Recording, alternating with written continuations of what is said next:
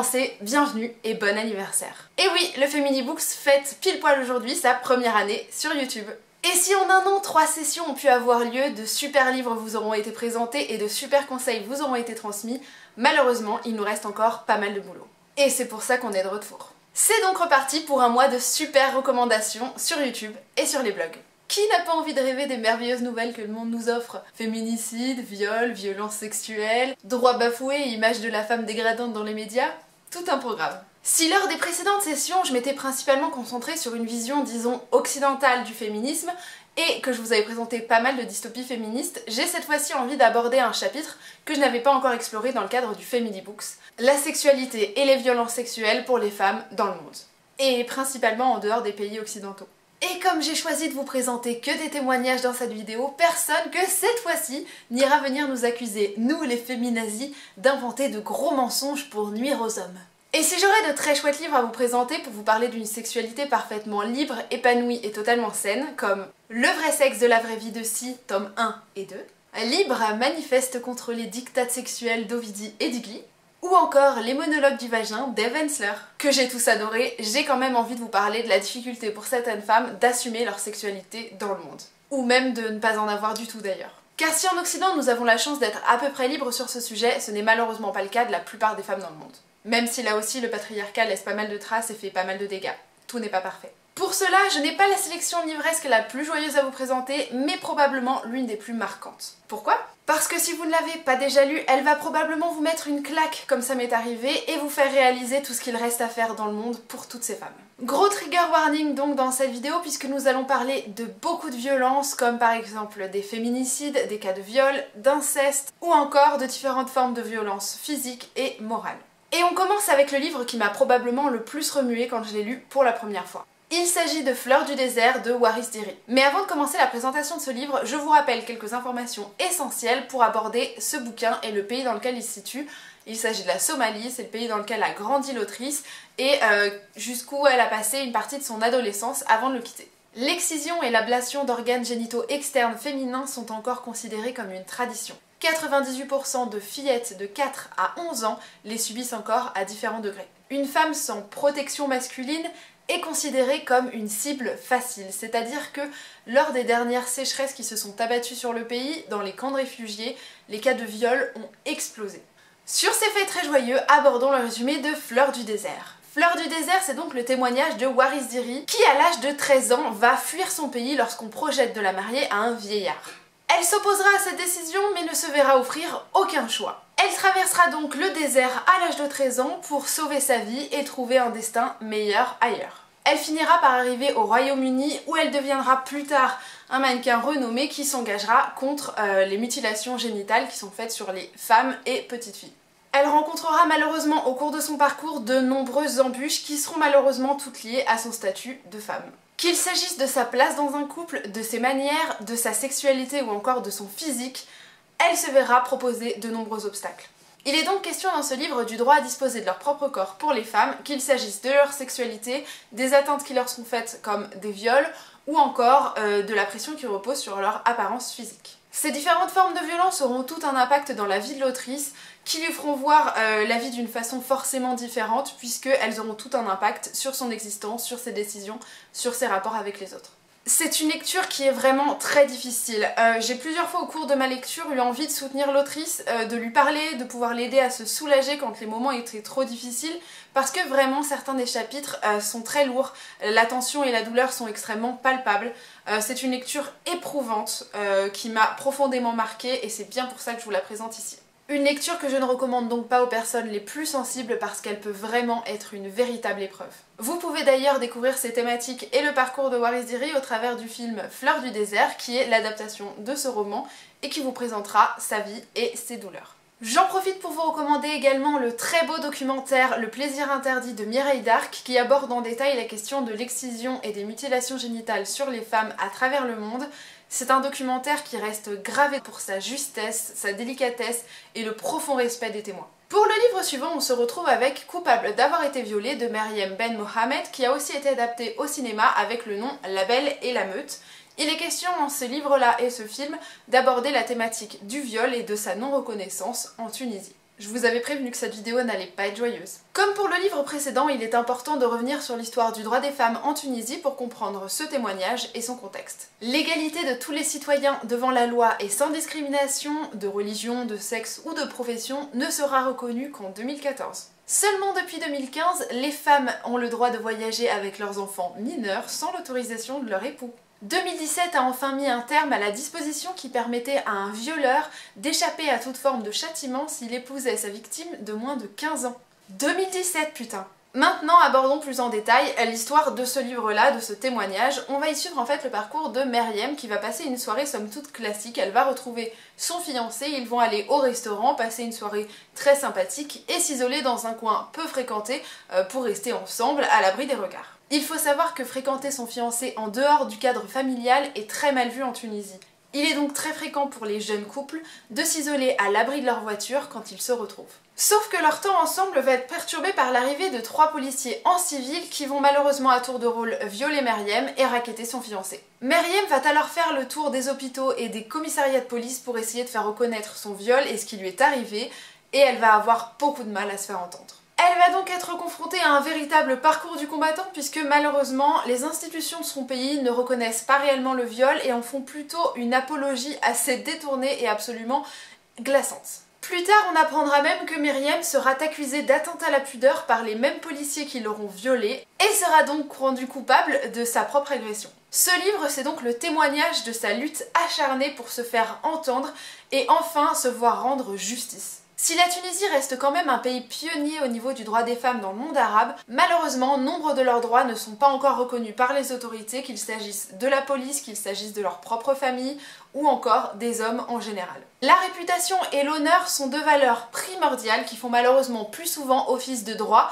que les lois officielles. Et si une plainte sera légitimement déposée par une femme victime de violences sexuelles, elle ne sera pas toujours entendue. Il est aussi important de savoir que les femmes sont souvent abandonnées par leurs compagnons, leur mari ou encore leur famille lorsqu'elles font connaître publiquement l'offense qui leur a été faite auprès de la justice. Elles deviennent alors un poids pour leur entourage puisque leur honneur aura été sali et la réputation de leur famille totalement souillée. Ici, la notion de viol devient donc totalement secondaire et la plupart des victimes se taisent donc pour préserver l'honneur de leur famille. Vous le voyez le cercle vicieux là? C'est une lecture qui m'a profondément horrifiée à de multiples reprises et qui est absolument nécessaire. Et comment ignorer un témoignage pareil quand les faits se sont déroulés en 2012? On m'a d'ailleurs appris sur Goodreads que ce livre était indisponible en Tunisie. C'est donc pourquoi faire entendre ce témoignage n'est plus un droit, mais un véritable devoir. J'avais consacré une vidéo complète à ce livre tant il m'avait bouleversée et je ne pouvais pas faire une vidéo sur la thématique des violences sexuelles qui sont faites aux femmes sans évoquer ce bouquin-là. Il s'agit de Chinoise de Xinran qui en fait regroupe un ensemble de témoignages de femmes chinoises que Xinran en fait avait récupéré au cours d'une émission de radio nocturne qu'elle animait dans les années 80 et 90. S'il m'avait particulièrement marqué, c'est qu'il abordait une période de l'histoire que je ne connaissais absolument pas, ou en tout cas très très mal, puisqu'il s'agissait de la révolution culturelle. C'est une période de l'histoire chinoise qui a été absolument sombre et qui a fait malheureusement énormément de victimes chez les femmes de ce pays. Et si le droit des femmes est officiellement né en 1949 pour les femmes en Chine, de nombreux événements au cours de la révolution culturelle ont très régulièrement bafoué ces acquis. Les militaires violaient régulièrement les femmes au nom de Mao pour leur apprendre les valeurs du parti. Les femmes étrangères, notamment les japonaises qui s'étaient installées dans le pays, étaient régulièrement considérées comme acquises par les militaires et étaient très régulièrement violées à leur tour pour leur apprendre des erreurs de leur pays et de leur place dans cette société. Enfin, de nombreuses jeunes filles se sont fait piéger par le parti puisqu'elles étaient contraintes à des mariages forcés lors desquels elles étaient violées puis abandonnées par leur nouveau mari. Les sentiments étaient totalement interdits dans ce pays, on pouvait être passible de mort ou de condamnation à vie pour un simple baiser en public. Être une femme seule en Chine était malheureusement souvent un synonyme de viol. L'inceste n'était malheureusement pas un fait rarissime dans ce pays à cette époque. Ce qui est à la fois marquant et totalement glaçant, c'est que tous les témoignages recueillis par Xinran proviennent de nombreux milieux sociaux différents. Vous n'avez pas un seul profil et donc une forme de stigmatisation. Non, ces violences qui sont faites aux femmes ont eu lieu dans tous les milieux sociaux existants. Ce qui fait aussi énormément de bien, c'est que Xinran n'apportera jamais aucun jugement sur le vécu de ces femmes, elle sera là pour les entendre et porter leur voix et si possible faire bouger les choses. Elle va surtout apporter un point de vue critique sur son pays et comment il aura bafoué de nombreuses femmes chinoises. On découvrira donc avec horreur que la Chine aura brimé, écrasé et réduit au silence de nombreuses femmes. C'est une lecture qui est vraiment très sincèrement éprouvante et malgré la fluidité, malgré tout des récits, c'est vraiment un bouquin que vous avez besoin de reposer par moment parce que c'est trop lourd à porter, c'est très difficile à encaisser et on n'a pas envie de croire que ce qu'on est en train de lire c'est réellement produit. Les mots sont douloureux, les vécus intolérables et l'injustice insupportable. Et même après la fin de la période de la révolution culturelle qui était absolument sombre, le statut des femmes s'est un peu amélioré mais toujours pas beaucoup mieux puisqu'il y a eu donc la politique de l'enfant unique et suite à ça on a constaté énormément de violences qui ont été faites aux jeunes filles, aux nourrissons filles puisque l'abandon et le meurtre de nourrissons a atteint des pics effrayants. Et même si en 2017 les choses commencent à bouger et les femmes sont beaucoup moins brimées, il est toujours admis qu'une femme réussira sa vie à partir du moment où elle sera mariée et aura eu des enfants.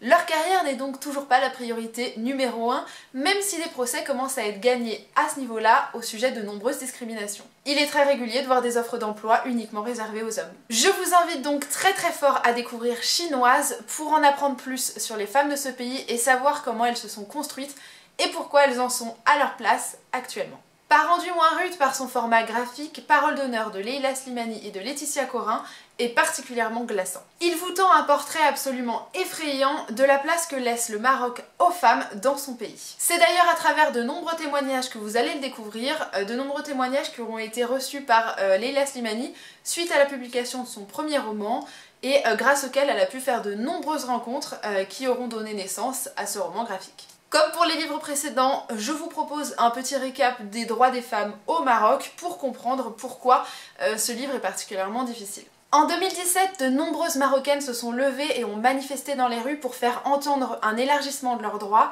et une reconnaissance de leur sexe. Malheureusement, sur les 300 propositions qui auront été faites auprès du gouvernement, seulement une petite trentaine ont été retenues. Sont donc toujours d'actualité au Maroc la non-reconnaissance des enfants nés hors mariage. L'homosexualité est toujours interdite, stigmatisée et discriminée. Il n'est pas rare si vous êtes transgenre, transsexuel ou que vous affichez tout simplement votre sexualité en public, que vous soyez tabassé dans ce pays. Le viol conjugal n'est toujours ni reconnu ni sanctionné. La sexualité hors mariage est toujours criminalisée. Et voilà pour les quelques éclaircissements que l'on peut apporter sur le contexte dans lequel les femmes marocaines vivent en 2017. Et c'est dans ce contexte que vous pose Leila Slimani pour vous présenter ce récit-là, même si les faits se situent plutôt en 2014-2015 à ce niveau-là. Elle vous proposera donc le témoignage de plusieurs Marocaines qui vous apporteront elles-mêmes le recul et leur point de vue sur leur vie dans leur pays. Vous serez donc confrontés à des situations telles que l'interdiction de parler d'amour ou de sexualité en public, à malheureusement de nombreux mariages forcés ou encore aux violences conjugales. Mais ce n'est pas tout. Ce que vous propose Leila Slimani, c'est aussi et surtout une vision critique de son pays et de l'hypocrisie qui y règne. En effet, il faut se rappeler que la sexualité hors mariage est interdite au Maroc. C'est un crime de coucher hors dehors du mariage. Or, c'est totalement stupide puisque c'est totalement ignorer les besoins sexuels des hommes et des femmes de ce pays qui se marient de plus en plus tard. Tous sont donc conscients que les besoins existent et se font sous couvert du secret et de l'anonymat. Cependant, on continuera d'ignorer volontairement que la prostitution existe et que ce sont des prostituées qui font vivre de nombreuses familles marocaines. Et on continuera de promouvoir la culture du viol en disant qu'une femme qui subirait des violences sexuelles l'aura forcément cherché soit parce qu'elle vit seule ou bien qu'elle aura porté des vêtements qui seront un appel au viol. Et c'est dans ce contexte que le film Much Loved a été interdit dans ce pays puisqu'il peignait le portrait du Maroc et de cette réalité autour de la prostitution et de cette frustration sexuelle qui existe dans le pays, qui est bien sûr soulagée à un moment ou à un autre, mais qu'on refuse d'admettre parce qu'il faut garder cette image préservée de la femme et la mettre sur un piédestal qui est totalement faussé. Les actrices et le réalisateur de ce film seront d'ailleurs menacés à de nombreuses reprises. Il est aussi question dans ce roman graphique d'aborder la question de la religion et de l'hypocrisie qui tourne autour de celle-ci puisqu'on vous parle de textes religieux qui sont interprétés d'une façon où les droits des femmes seront limités, mais qui viendront justifier le fait qu'on les préserve en leur proposant certaines interdictions puisque c'est soi-disant le Coran qui le dit, alors que l'interprétation peut être tout autre. Bref, sous son innocence apparence de roman graphique, Parole d'honneur est vraiment un roman qui est difficile à encaisser, qui est terriblement glaçant et qui vous révoltera régulièrement. Je vous le recommande toutefois pour vous intéresser à un pays dans lequel les femmes se battent toujours pour une reconnaissance de leurs droits et qui ont besoin qu'on les soutienne de façon internationale. Et pour continuer à vous intéresser à la condition des femmes et à la lutte pour leurs droits à travers le monde, vous pouvez aussi vous intéresser à Moi Malala de Malala Yousafzai, qui aborde la question du droit à l'éducation pour les jeunes filles au Pakistan. Et pour les femmes aussi bien sûr. Saviez-vous que ce qu'on appelle les crimes d'honneur étaient fréquents dans ce pays? Les féminicides y sont donc fréquents et vous pouvez être assassiné pour avoir demandé le divorce, avoir été infidèle. Ils ont officiellement été interdits en 2014. 2014. Mais ils se produisent malheureusement toujours. Autre tradition totalement infâme, le mariage infantile. S'il a officiellement été interdit par le pays, il n'était pas impossible de voir un mariage infantile se faire pour réparer une simple querelle entre voisins. Le Pakistan est donc le deuxième pire pays où vivre quand on est une femme. Mais je vous recommande aussi le très juste livre Lolita à Téhéran d'Azar Nafisi qui lui aborde la privation progressive des droits des femmes suite à la montée de l'extrémisme religieux en Iran. Si j'ai voulu parler de la condition des femmes à travers le monde dans cette vidéo, je ne nie cependant pas l'importance de la lutte pour l'égalité qui se joue ici, chez nous, en Occident. Si j'ai décidé de vous présenter dans cette vidéo des livres qui ne se passent pas en Occident, c'est aussi pour mettre en lumière des situations qui ne sont pas toujours ni visibles ni connues. Car les mettre en avant, c'est aussi permettre de lutter et d'y apporter notre soutien. Car si certaines des autrices des livres que je vous ai présentés dans cette vidéo sont encore en vie, c'est justement grâce au soutien international qu'elles ont pu recevoir et grâce à qui elles ont pu s'en sortir. Ce sont donc nos voix qui leur ont parfois permis d'être entendues, légitimisées et protégées. Il est donc capital d'apporter notre soutien aux femmes du monde entier et de s'intéresser à ce qu'elles vivent et ressentent. J'espère donc que les livres que je vous aurai présentés auront pu vous intéresser aux femmes du monde entier si ce n'était pas déjà le cas. Et si vous ne les aviez pas encore déjà lus, j'espère vous les faire découvrir.